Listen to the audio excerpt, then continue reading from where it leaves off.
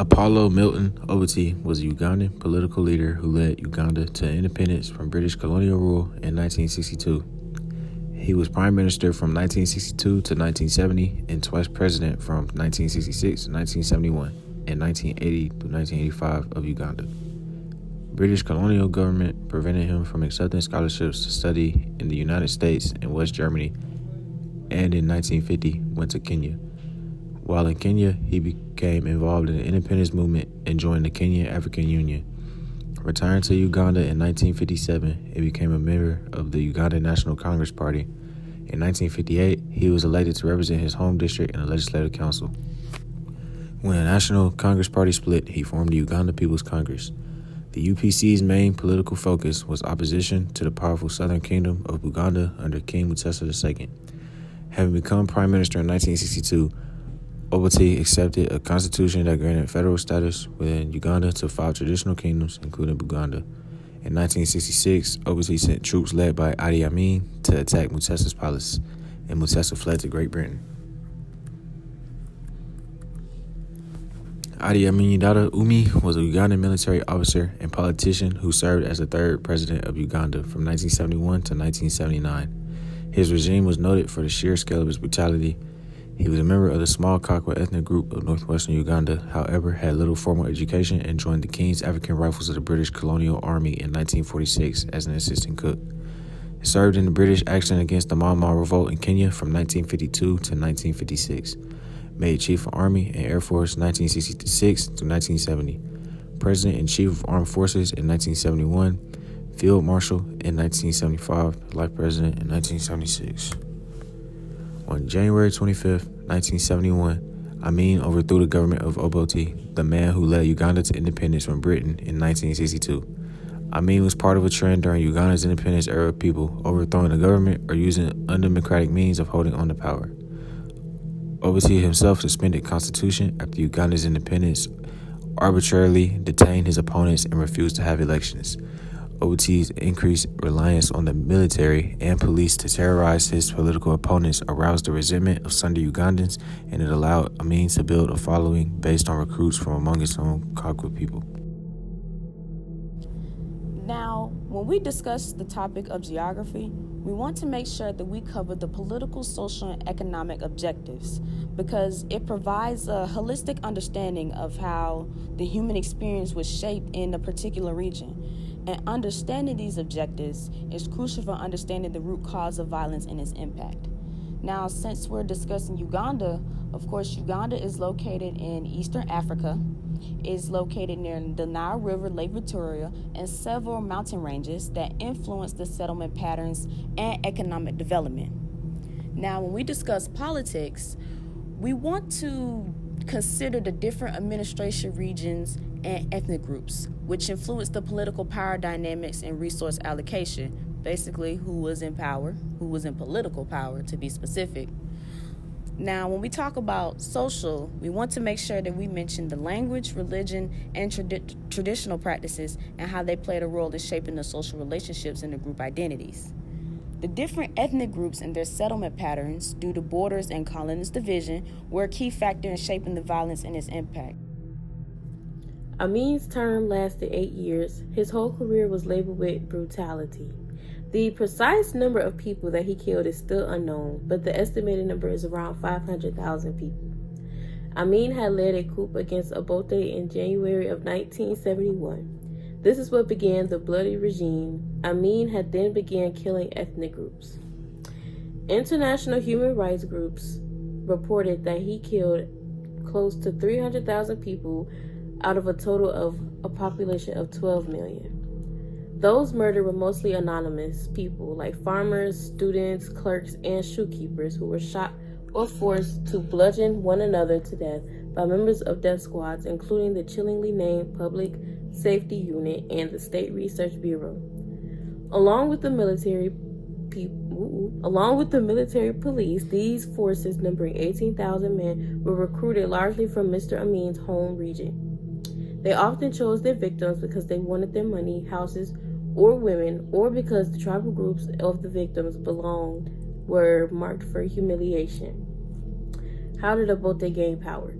Obote formed a coalition with the Uganda Royalist Party, Kaba Yeka.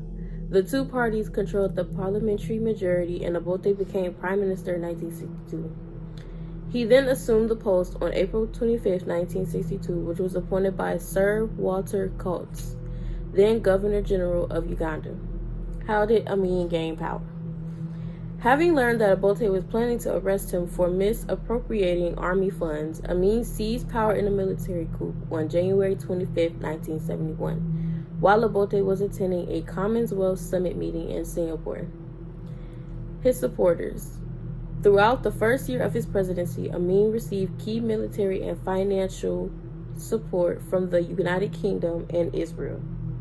Tanzanian President Julius Nyerere had close ties with Obote and has supported his socialist orientation.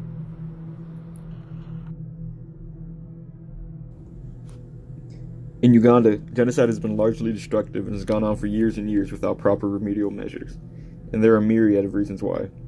Uganda harbors many of the same issues that are common in many parts of Africa: porous borders, refugee communities, food, water, and energy resource pressures, poverty, and a history of mass atrocities. The Ugandan government is authoritarian, criminalizing protest and weaponizing authorities to deter criticism. They have no problem shutting down groups that advocate for human rights. These frustrations, combined with excessive unemployment and an extremely young population, make Uganda more susceptible to mass atrocities. Other things like lack of proper access to education, poor infrastructure, lack of political rights and civil liberties, combined with that young population, leads to extreme volatility. And Uganda, unfortunately, hasn't shown much progress over the years, so the threat of mass atrocities is something that will loom over Uganda for many years to come. Freedom House and the Early Warning Project, conducted by the U.S. Holocaust Museum, routinely rank Uganda, among many African countries, highly in terms of global risk for not only mass atrocities, but state-led mass killings. And it can be argued, or I would argue, that the state of Uganda today can be directly contributed to the carving up of Africa in the Berlin Conference. The establishment of borders based on the European proclivity for exploitation completely ignored the complexities of the many peoples, clans, and tribes that resided there. They essentially forced many different peoples into the same area and tried to force them to work together. But as seen throughout Africa, tribalism runs deep, it runs rampant. You know that when one tribe is put in power over another, things like the Rwandan genocide happen. And that was just a recipe for disaster. By the end of 1985, over 1 million Ugandans were killed. Overall, life expectancy had reduced from 50 to 40 years. Infant mortality increased from 91.9 out of 1,000 in 1973 to 100 out of 1,000 in 1984. Maternal mortality increased. The ratio of doctors per population decreased from 1 out of 10,000 to 1 out of 25,000. Ignorance, disease, and poverty became the norm of many Ugandans of all social classes. In the 15-year period, 1971 to 1985, both Ugandan economy and society had collapsed, and this includes the social and institutional collapse with consequent severe social capital problems.